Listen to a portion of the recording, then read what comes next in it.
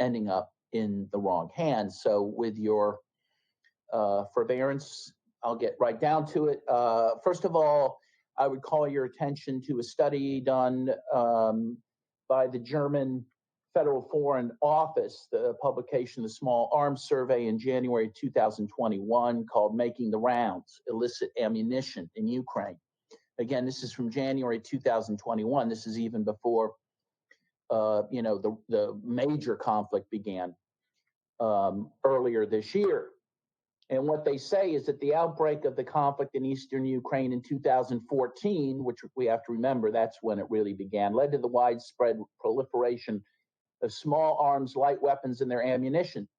This ammunition, which includes thousands of grenades, rockets, mortar rounds, and landmines, along with vast quantities of firearms cartridges, has spread to nearly every oblast region of Ukraine, including areas located far from the conflict zone. And they said that while the Ukrainian government has taken steps to reduce trafficking of these arms, they said these are daunting tasks given the sheer volume of illicit ammunition in circulation and the numerous modes of transport and smuggling techniques used by traffickers in Ukraine. Now, while they conclude that at that time there was not major transfers of those arms outside of Ukraine, they warn, again, this is 2021, that said, the barriers to smuggling grenades, rockets, and other ammunition out of Ukraine are hardly insurmountable. Even a successful trafficking scheme could radically alter the profile of illicit weapons in some countries.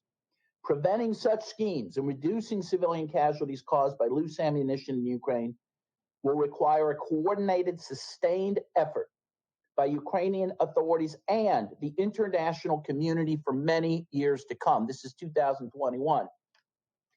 Now let's fast forward a bit. So this is a warning, really, given what comes next. And that is the intervention which began in February of 2022. So as my colleague said, a lot of the information on this can be found in open sources. So here's an article from April of 2022. This is merely 2 months after the war began with the Russian intervention in February. This is a CNN article. What happens to weapons sent to Ukraine? The U.S. really doesn't know. That's the title of the article. And it goes on to explain, the U.S. has few ways to track the substantial supply of anti-tank, anti-aircraft, and other weaponry it is sent across the border into Ukraine. Sources tell CNN. A blind spot that's due in large part to the lack of U.S. boots on the ground in the country and the easy portability of many of the smaller systems now pouring across the border. It is a conscious risk the Biden administration is willing to take. And they quote a senior defense official who said, this is certainly the largest recent supply to a partner country in a conflict. And at this time, there was probably $30 billion or so military had been sent. By the end of January, that's going to probably be about $100 billion all told from the U.S. alone, right? And he says, but the risk both current U.S. officials and defense analysts say is that in the long term, some of those weapons may wind up in the hands of other militaries and militias the U.S. does not intend to arm. So quoting this official, he says, we have fidelity for a short time, but when it enters the fog of war, we have almost zero. It drops into a black hole and you have almost no sense of it at all after a short period of time. In making the decision to send billions of dollars of weapons and equipment into Ukraine, the Biden administration factored in the risk that some of the shipments may ultimately end up in unexpected places, a defense official said. They also quote other officials saying, look, the U.S. really does not have a hold over where these weapons are going. They're depending on Ukraine for information regarding that. And privately, this is according to CNN, officials recognize that Ukraine has an incentive to give only information that will bolster their case for more aid, more arms, and more diplomatic assistance. So in the end, again, in April, the warning that these arms are going to end up in places we don't want. And of course, they give the example of Afghanistan, where, of course, the U.S. left in a hurry and left, how millions, if not billions of dollars of equipment there, and God knows where that is going to end up. By the way, I want to mention, before I go on much further, that I just spent a week in Donetsk, and I did not myself witness illicit transfers of arms, but I did see the effects of arms that apparently went into the right hands, and these were ordinances, shelling done by Ukraine against a school, against a stadium, against a place people go to get water, because, of course, water is at a premium in Ukraine. I'm sorry, in Donetsk in particular, because the water filtration system had been destroyed by Ukrainian forces sometime before. And I've been reading that shelling's only increased since I was there. Oh, by the way, a monastery that we helped deliver clothes to, that's being shelled almost daily by Ukraine. So while I'm focusing on illicit arms or arms going to the wrong people, even when it's going to the right people, it's not necessarily ending up in the right places. It's attacking civilians, and that's been happening since 2014, I want to underscore. And that's obviously a problem. And then in June of 2022, you have this article in The Guardian of London. Arms sent to Ukraine will end up in criminal hands, says Interpol chief. Jürgen Stock urges members to cooperate on arms tracing as weapons will flood hidden economy when war ends. So he's saying this with a matter of certainty. Jürgen Stock says once the conflict ends, a wave of guns and heavy arms will flood the international market. He urged Interpol's member states, especially those supplying weapons, to cooperate on arms tracing. Once the guns fall silent in Ukraine, he said, the illegal weapons will come. We know this from many other theaters of conflict. The criminals are even now, as we speak, focusing on them. Criminal groups, again, this is still quoting the head of Interpol. Criminal groups try to exploit these chaotic situations and the availability of weapons, even those used by the military, and including heavy weapons. These will be available on the criminal market, will create a challenge. No country or region can deal with it in isolation because these groups operate at a global level. Quote, again, the same Interpol chief, we can expect an influx of weapons in Europe and beyond. We should be alarmed, and we have to expect these weapons to be trafficked not only to neighboring countries, but to other continents. August 2022, CBS News did a documentary, and they have an article about the documentary. Again, why military aid in Ukraine may not always get to the front lines. And they have detail how they estimated back in April, Jonas Oman, who's the founder and CEO of Blue Yellow, a Lithuanian-based organization that has been meeting with and supplying frontline units and non-lethal military aid in Ukraine since the start of the conflict in 2014, said that back in April, he estimated that, quote, 30 to 40% of the supplies coming across the border reached its destination. So you're talking about potentially billions of dollars of equipment not reaching the intended destination. The same article from CBS goes on to say a combination of Ukraine's constantly shifting front lines with its largely volunteer and paramilitary forces has made delivery of the military aid difficult for those attempting to navigate the dangerous supply lines to their destination. Some have raised concerns about weapons falling into Ukraine's black market, which has thrived on corruption since the collapse of the Soviet Union, right, in 1991. So this isn't anything new.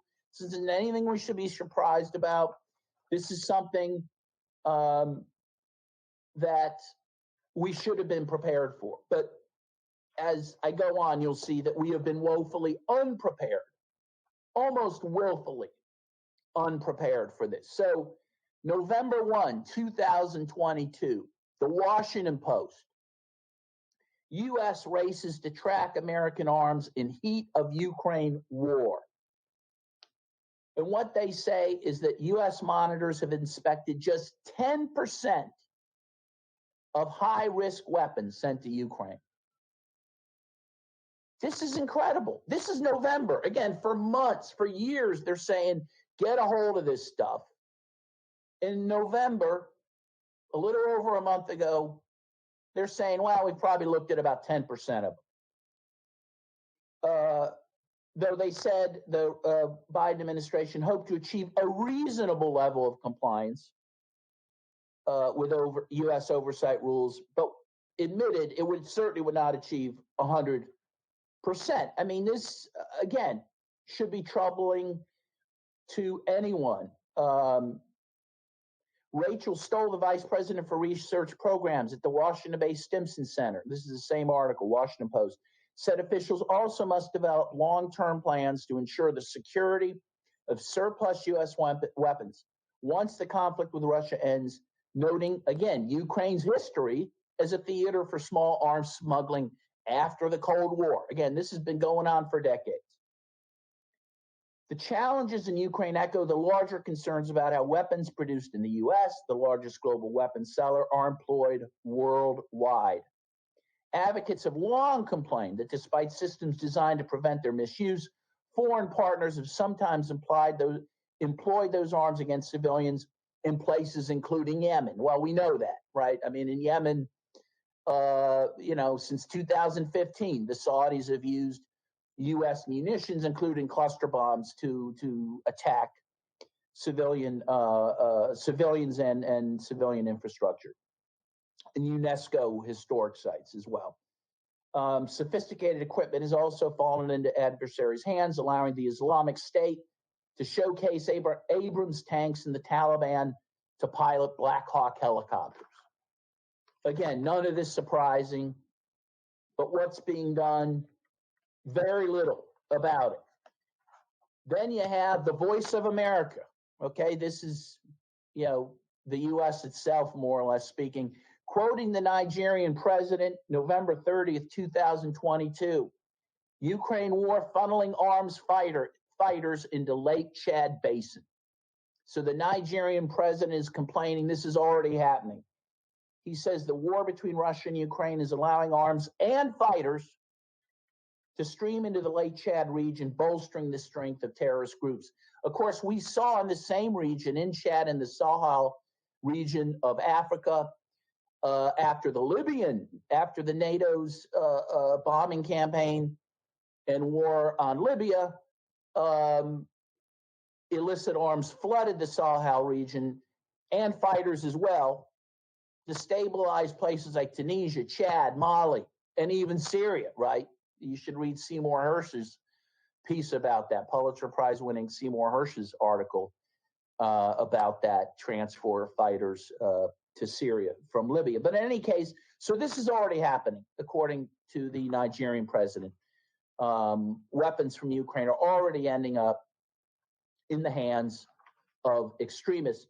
Finally, in terms of what I'm relying on, you can look at an interesting opinion piece in The Hill publication from thehill.com. This is December 7th. This is 2 days ago, 2022. Preventing U.S. weapons from escaping Ukraine is a challenge. Again, underscoring the difficulty, if not impossibility, of getting a handle on all these weapons, which goes back to the first report saying we need international oversight over this. And with respect, and I'm an American, so I can say this, the U.S. isn't going to do it. In fact, 2 days ago, the same day this was written, a House committee that was considering whether to do an audit on weapons transfers to Ukraine and money sent to Ukraine, that resolution was voted down. Congress affirmatively decided we're not going to audit the billions and billions of dollars of weaponry we're sending to Ukraine. As an American taxpayer, I can say I don't like that, but I would think as the Security Council in charge of maintaining international peace and security, you shouldn't like that. Who is watching the watchman here? It is the job of the Security Council to do that. I urge you to do that, but I'll also Mr. echo Kowalik, the point of my colleague who opened this, interrupt you that the for a only minute? way to I think we deal are with this. running short of time. May I request you to Okay. to round off as soon as you can? Thank you. Yes, I'm gonna wind up right now. I just want to reiterate the comments of my colleague who opened this session, saying that what really has to happen is the end of this war, a negotiated end of this war, which I think is possible. We know back in March or April, there was apparently a deal that both sides could have lived with, that apparently Boris Johnson from the UK went and told Zelensky not to sign. But apparently there is a deal, some way to end this conflict. This needs to be ended, and it needs to be ended through negotiated settlement. And again, I urge the Security Council to work towards that end. Thank you very much. Thank you very much, Mr. Kowalik, for your briefing. I now give the floor to those council members who wish to make statements. I give the floor to the Russian Federation. Thank you, President. And I thank the High Representative for Disarmament Affairs for her briefing. President, I will be brief because we discussed Russia's war of aggression in Ukraine just 3 days ago. During that meeting, we heard Under Secretary General Griffiths' harrowing account of the horrific consequences of Russia's war and his deep concerns about the impacts of Russia's systematic attacks on Ukraine's infrastructure and civilian centres, particularly ahead of winter. We've just seen further OHCHR reporting on potential atrocities against civilians committed by Russia. The irony, given the topic of this meeting, is that Russia is perpetrating this war, including with weapons sourced from Iran in violation of Resolution 2231, and is almost certainly seeking to source weaponry from other UN-sanctioned states, like North Korea, as its own stocks dwindle. We note that despite the resounding calls in this Council, again on Tuesday, for a ceasefire and for peace, dialogue and diplomacy, the Russian president on Wednesday doubled down, confirming that the invasion would continue and that it would be protracted. He also reaffirmed the neo-imperialist nature of the campaign, claiming that, unlike Peter the Great, he had made the Sea of Azov a Russian internal sea. President, in the face of Russia's relentless effort to seize Ukraine's territory in violation of the UN Charter and to dehumanize, kill, and subjugate its people, Ukraine has no choice but to exercise its right to defend itself. If it did not, it would cease to exist. In a similar situation, all of us would do the same. And due to the deep determination to live, Ukraine is prevailing. The UK is proud of the support it is providing to Ukrainian people in the face of this aggression.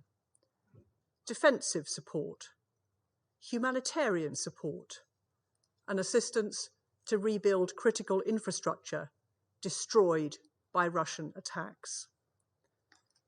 President, Russia can end this suffering immediately by ceasing attacks against Ukraine, including critical national infrastructure and innocent civilians, and withdrawing all of its forces illegally present in Ukraine.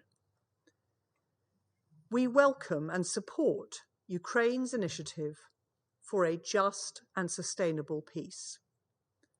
We again join the international community in calling on Russia to similarly commit to meaningful dialogue and negotiations based on upholding Ukraine's rights under international law and the UN Charter. Thank you, President. I thank the representative of the United Floor to the United States.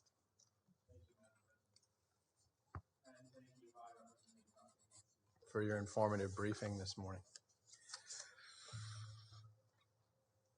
We all know that actions speak louder than words, but before we discuss Russia's actions, let's discuss Russia's words here in the Council today.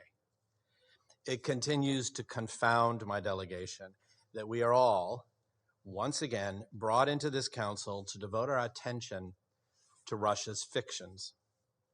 In the midst of, and in spite of, its war of aggression against its neighbor Ukraine, Russia has wasted countless hours of the Council's time on fictional dirty bombs in Ukraine, a claim debunked repeatedly by the IAEA inspectors.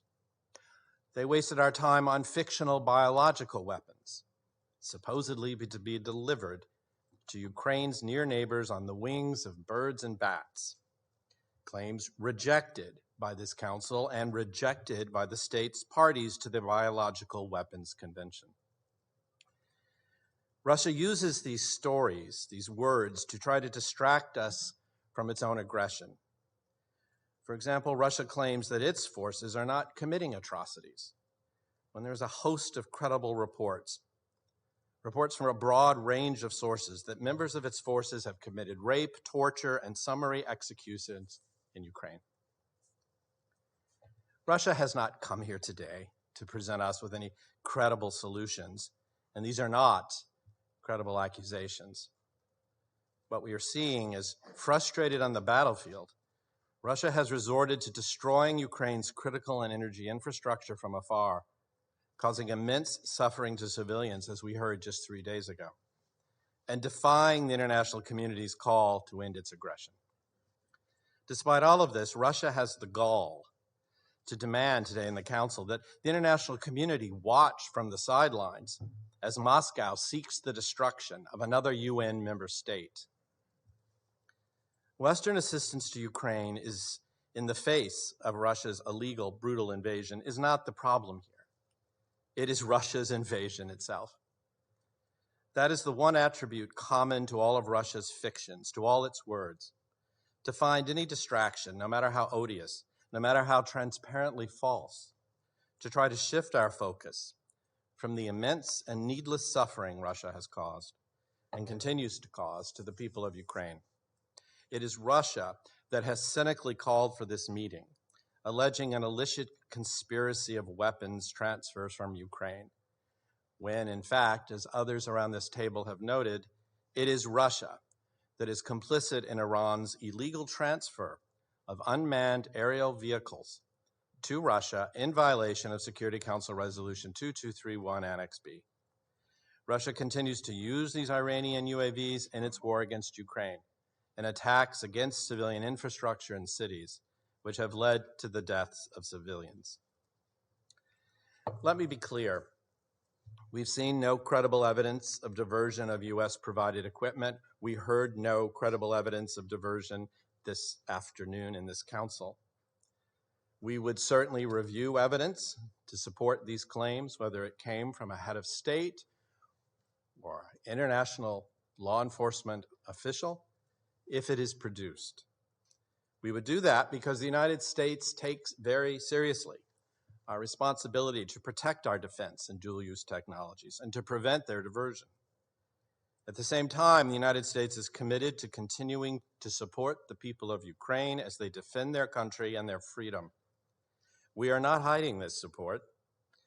As others have said, Ukraine has every right to defend itself, and we have every right to continue our long-standing support to its defense. Though we have seen no credible evidence of Ukraine diverting U.S. origin arms and munitions, we must all recognize an inherent risk of weapons capture and diversion on the battlefield in any armed conflict. We have always taken, and the United States continues to take, proactive steps to mitigate this risk. What we have seen is Western origin systems captured by Russia in Ukraine. Russia is, in fact, the only known vector of diversion. Russia has an incentive to spread disinformation about diversion and indeed to actually divert U.S. weapons in order to create a false narrative about our assistance that spuriously discredits Ukraine and seeks to weaken international support for Ukraine's self-defense. The Ukrainian government has committed to appropriately safeguarding and accounting for transferred defense equipment. It is important that we remind ourselves that this equipment is vital to Ukraine's defense, and so Ukraine has a strong incentive to protect it. We welcome the Ukrainian government's formation of a commission to strengthen the monitoring of donated military equipment just this summer. We continue to work closely with our Ukrainian government partners to ensure all assistance continues to be properly used and safeguarded as Ukraine defends its sovereignty and territorial integrity against Russia's ongoing aggression. Helping Ukraine keep and regain control of its sovereign territory is an important factor in limiting potential illicit diversion by Russia's forces, Russia's proxies, criminal groups, terrorist organizations, or other non-state actors. Consistent with our commitment to the serious responsibility of safeguarding against diversion, in October, the United States government published the U.S. plan to counter illicit diversion of certain advanced conventional weapons in Eastern Europe. This was a comprehensive, whole-of-government approach that also engages our allies and partners. While this is a recent publication, it is not a new plan. We have been working to address the risk of diversion since well before last February, including in close cooperation with our allies and key partners. This plan has three main lines of effort. Real quickly, first, working with Ukraine's authorities to monitor and control sensitive and dangerous arms. Secondly, strengthening border controls inside and around Ukraine. And third, enhancing law enforcement capability in neighboring countries. Madam President, while the Russian government is heavily invested in spreading disinformation to justify and distract the international community from Russia's unprovoked war against Ukraine, we and our allies remain firmly committed to supporting Ukraine as it defends its territorial integrity and civilian population against Russia's aggression. And so we take these allegations of diversion of U.S. origin weapons from Russia's officials or pro-Kremlin sources with a healthy dose of skepticism. I will conclude on the subject of diversion with a statement of fact. The most effective path toward reducing conflict and any risk of illicit diversion of arms would be for Russia to end the war that it started and withdraw its forces from all of Ukraine's sovereign territory. This may begin to relieve Russia of its dependence on its many corrosive fictions. Thank you, Madam President. I thank the floor to Ireland. Thank you, Madam President, and thank you, High Representative Nakamitsu, for your briefing. I note the presence of Mr. Kovalik. Madam President, the facts surrounding the war in Ukraine are clear. Ukraine was a peaceful, independent country. Russia chose to upend that peace and to violate Ukraine's sovereignty and territorial integrity. It did so in 2014 when it illegally annexed Crimea. It did so again this year when it launched its brutal war of aggression. What is less clear is the justification for today's meeting called by the Russian Federation. Ukraine did not commit or threaten to commit an armed attack against Russia. It was Russia which attacked Ukraine and which cynically sought to justify its invasion by invoking Article 51 of the UN Charter. It is Russia which now seeks to deny Ukraine its entirely legitimate right of self-defence as enshrined in the UN Charter. Ireland, along with all EU member states, rigorously implements our international obligations. We apply the EU common position, under which EU member states assess exports of military technology and equipment against a range of criteria, including a specific criterion on risk of diversion. Attempts by the Russian Federation to frame this urgent and necessary support for Ukraine's defence as an uncontrolled supply of weapons are once again a poor attempt at obfuscating their grievous actions. The EU and its member states are determined to support Ukraine for as long as it takes. We are greatly concerned by the manner in which Russia is acquiring and using unmanned aerial vehicles in Ukraine, as well as reports of ballistic missiles obtained from Iran in contravention of Resolution 2231. The comment by the DPRK ambassador to Moscow that his country is to supply Russia with ballistic missiles in contravention of Resolution 1718 is also of serious concern.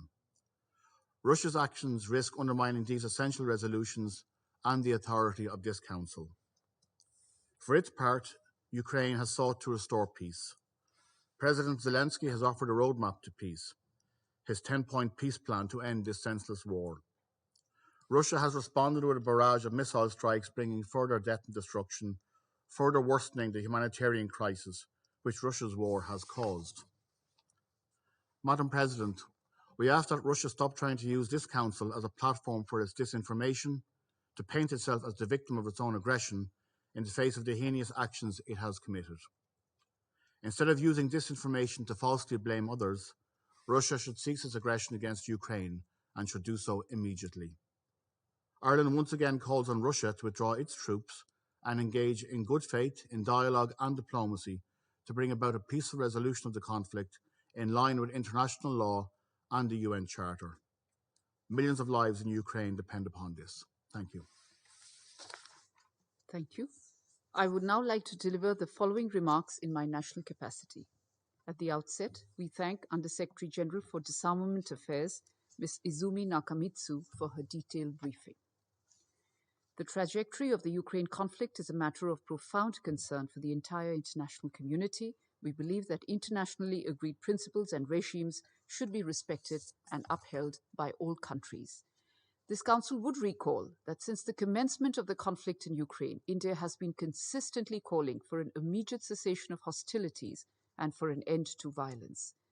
We have emphasized that dialogue and diplomacy are the only way forward. Actions that exacerbate the conflict should be avoided. Rather, all efforts should be made to de-escalate and bring both sides to the negotiating table. As our Prime Minister has said, today's era is not an era of war.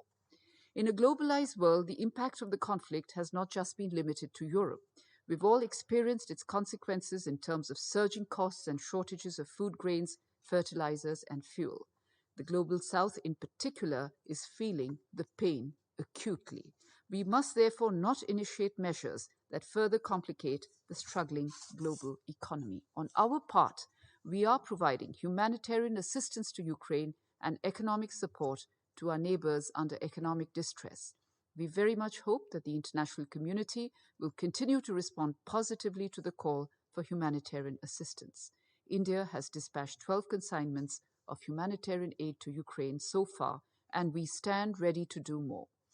India's approach will be to promote dialogue and diplomacy with an overarching aim to end the ongoing conflict and work with other partners to mitigate emerging economic challenges, particularly to the developing countries. Colleagues, it is in our collective interest to work constructively, both inside the United Nations and outside, towards seeking an early resolution to this conflict. In conclusion, I reiterate that the global order is anchored in the principles of the UN Charter, international law, and respect for the sovereignty and territorial integrity of states. Thank you. I now resume my duties as the President of the Council. The representative of the Russian Federation has asked for the floor to make a further statement. I give them the floor.